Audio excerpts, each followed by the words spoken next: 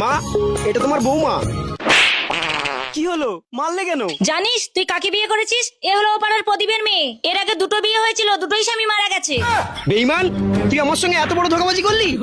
দূর কর, আমার চোখের সামনে দিয়ে দূর কর। এই চল আগে চল, এখান থেকে চল। শাশুড়ি মা চলবে? বজ্জাত মেয়ে ছেলে, তুই আমাকে টাকার লোভ দেখাস, দূর ওখান থেকে। এই চল আগে চল। শাশুড়ি মা এবার চলবে? বৌমা এসো এসো, ভেতরে এসো।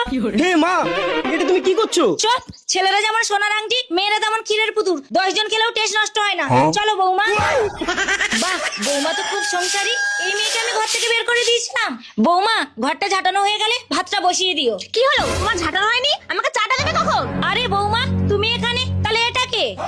আমি তো তোমার ছেলে। বৌমা, তোমার সাহস কি করে হয় আমার ছেলেকে দিয়ে তুমি কাজ করাও? শাশুড়ি মা, আর লাগবে নাকি? হতচ্ছাড়া, চুপচাপ কাজ কর।